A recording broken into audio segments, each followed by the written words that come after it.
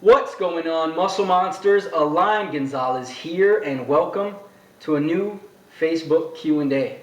It's going to be about 3 or 4 parts because I got so many questions and they're all good questions. So instead of having one long video, I'll just break it down into a few shorter videos. Alright, so if you want to get your questions answered, go to facebook.com/muscle monsters, like the page, and when I post a status stating that it's question time, leave your question in the comment section and I'll answer it in one of these videos. So without further ado, let's jump right in. Max Coin, I'd like to know your take on drop sets and supersets. Alright Max, great question, and I'm going to give it to you real simple. Drop sets and supersets are just tools.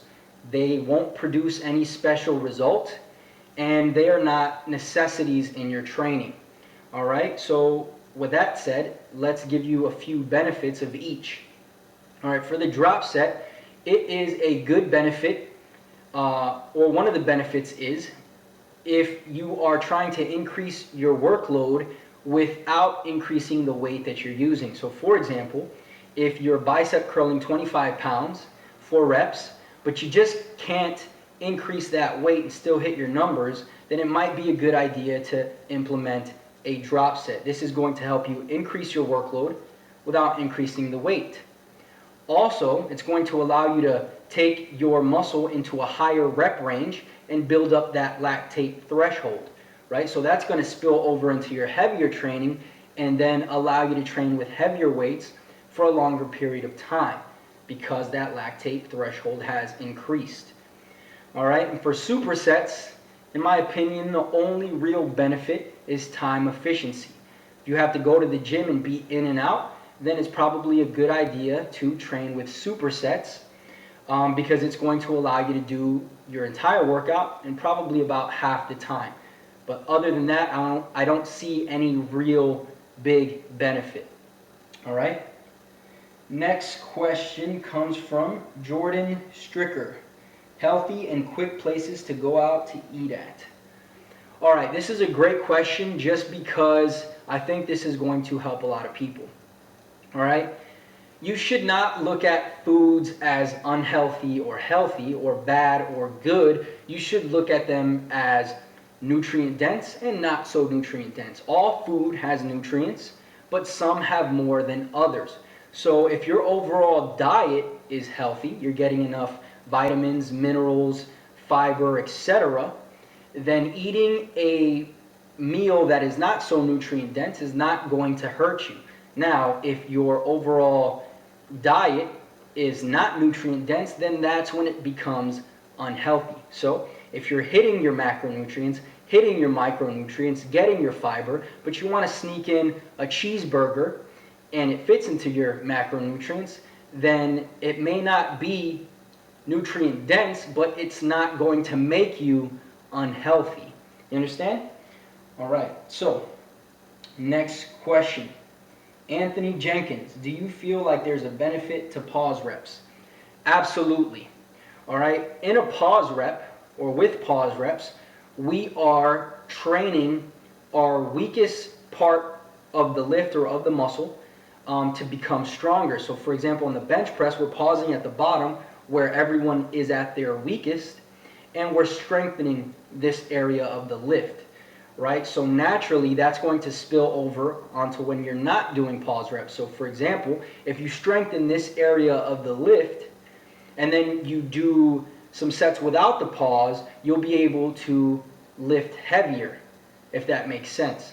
All right, also, if you look at, for example, a bent row without a pause, you're getting that elastic tension. It's almost like momentum. So you're able to pull more weight than you would if you had paused completely at the bottom.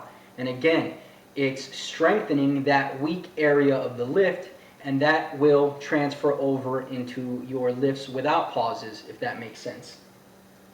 All right, and this will be the last one of this episode from John Rush, and he has 2 questions. What is considered an ideal rep tempo? And to be honest, there is no ideal rep tempo. I think what is ideal is that you control the weight throughout the set without breaking form and without letting the weight drop on you and bouncing it up or anything like that. So as long as you can control the weight, there is no amount of seconds on the way up or way down, pause at the bottom, at the top, etc. that you need to focus on. You just need to focus on performing the lift with good form and maintaining control of the weight throughout the movement. All right? And number 2, how can I get rid of water retention? One day my waist measures 75 centimeters. A few days later it measures 2 centimeters more. All right. Here's the deal. Water retention, the amount of water that you retain is not what's important if you want permanent results, right? So if you want your waist to measure a certain amount of centimeters or inches or whatever, then your focus is or should be to burn fat, right? Because that's what's going to give you that permanent smaller waist. All right. Now, if you focus on depleting water, this is not going to be permanent because you can't deplete your water for a prolonged period of time. Also, because our muscle is 80% water, you're not going to be able to train as well. You're going to cramp up, you're going to look flat, you're not going to get a pump, and so on and so forth. It's just not a healthy state to be in.